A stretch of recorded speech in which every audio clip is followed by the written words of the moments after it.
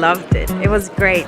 I work for Danske Bank, so I'm part of working on the nHack programs. I'm kind of an internal guest, but it's great to see the process that has happened over the last 3 months, but that the companies have been in acceleration in Shanghai.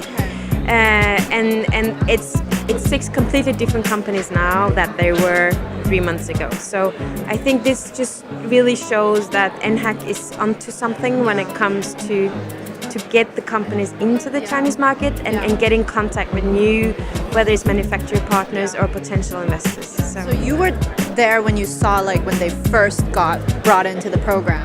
Yes, so we are partnered on the program. So when we had the launch back in September, that's where the 6 companies were brought to Shanghai and sort of kicked off their acceleration.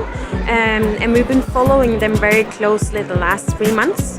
And now, having the pictures today, we can clearly see that there has been quite a tremendous development. And especially, for instance, like a company like Viral, 3 months ago, they didn't have a product. They haven't sold any products. Now they have, simultaneously with having a very successful Kickstarter campaign, they also managed to set up their production. So I think in many ways, this sort of first cohort of the nHack really shows that this is the first cohort. So the plan is that from end of February, after Chinese New Year, in 2018, we will kickstart 3 new programs. So still one in Shanghai, being both general but also focusing on ocean tech, like an ocean tech center. And then we will have one in Beijing, smart cities and AI. And then we will have Shenzhen purely focusing on hardware. So it's going to be interesting to see how we can scale nHack in that perspective as well. So these major areas, you said smart city, AI, big data, and VR, AR I saw. Is there a reason why you guys focus on these big kind of trends?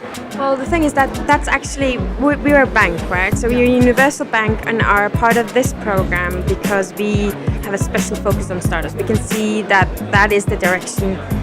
Businesses in general are becoming younger and they are disrupting the old dusty ones like ourselves. So we need to have really a finger on the pulse in relation to what direction it goes. So this is sort of a third section of our already commitment to the startups in the Nordics.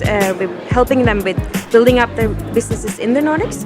We're helping them with tailored business services to them, to this segment. And now this is sort of the third section in relation to helping them going abroad. There's been a lot of focus on the West. Now we're shifting towards the East because we can see there's a lot of potential there. But the startup... Specifically China, though, you think that... Do you think that China is kind of one of the priority markets for European startups to come in? I don't think if you ask startups in general, they don't say that. I think in Sweden, they say about 40% say that China is a preferred market. But in general, people don't know what's going on in China. They knew about a lot of the production, growth over the last couple of decades, but that China is so front runner. I think investments in fintech, for instance, overgone the US investments. And people don't generally know that. They think about Silicon Valley and the US if you want to expand. So I think for the startups to get awareness about what is happening in China and also the understanding that if they want to acquire the right talent for the future, not only the risk capital or sort of the potential customers, but if you want to get the best talent as well for your companies, you need to look to China as well. Yeah. So I think then nHack is quite unique for the Nordics, but important partner for the startups to partner up with to get into China.